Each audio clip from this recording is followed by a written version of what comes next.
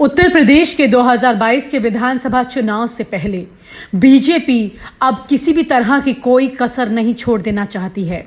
इसीलिए धर्म के साथ साथ बीजेपी ने जाति का भी दामन पकड़ लिया है।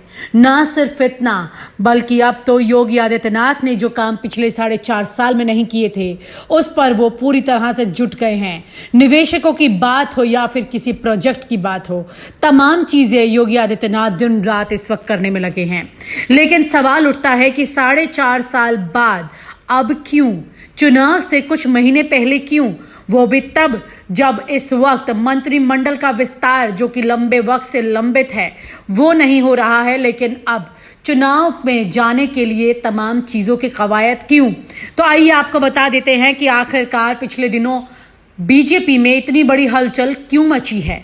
ऐसा क्या हो गया कि अखिलेश यादव की जाति वाली रणनीति में भी बीजेपी ने अपने पूरे कदम रख दिए हैं। दरअसल बात यह है कि हाल ही में आरएसएस ने एक इंटरनल सर्वे करवाया है, एक जानकारी जुटाई है कि उत्तर प्रदेश की जनता का क्या मूड है, जनता क्या चाहती है, 2022 में वोट किस करवट बैठने वाला है। ये तमाम जानकारियों को लेकर के उन्होंने जनता के मूड की रिपोर्ट बनवाई है और ये रिपोर्ट जिस तरह से आई है उसके बाद से पार्टी में जैसे भूकंप सा आ गया है। यूं ही नहीं मैं बन जाता हूं। रोज पहले किरण का छोर ढूंढने निकल जाता हूं। धूप छांव दिन रात की परवाह किए बिना पढ़ता जाता हूं। तब कहीं उस उम्दा अनुभव को दुनिया तक पहुंचा पाता हूं। यूं ही नहीं मैं रजनीगंधा बन जाता हूं। बीजेपी के तमाम नेताओं के कान खड़े हो गए हैं। सभी नेता इस वक्त लगातार बस दिन रात रणनीति बनाने में लगे हैं। आइए आपको बता देते हैं कि आखिरकार इस सर्वे के अंदर ऐसा क्या देखने को मिल गया है जिससे ये खलबली मच गई है। दरअसल इस सर्वे में जानकारी मिली है कि अगर आज चुनाव होते हैं तो बीजेपी को केवल 120 सीटें ही मिल पाएंगी और समाजवादी पार्टी को 214।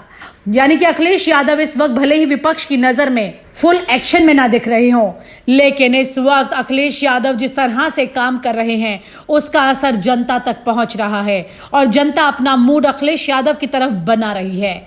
ऐसे में बेचैनी बढ़ना लाजमी है। अब आप कहेंगे कि अभी कुछ ही वक्त पहले टीवी चैनल्स पर भी कुछ सर्वे आए थे, तो जनाब आप ये जानते हैं कि टीवी चैनल्स के सर्वे पर किस तरह से तमाम उंगलियां उठी थी और क्या सवाल खड़े हुए थे।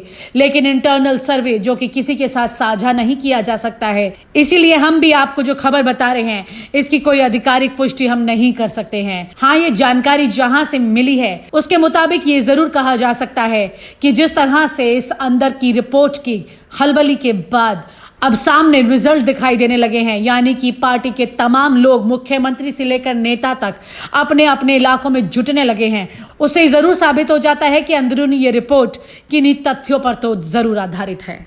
और आप हमसे जुड़े रहने के लिए सब्सक्राइब करें YouTube पर, फॉलो करें Twitter पर और लाइक करें Facebook पर। और ज्यादा जानकारी के लिए न्यूज नशा की वेबसाइट पर जाएं। आपको टाइप करना होगा सिर्फ न्यूज नशा।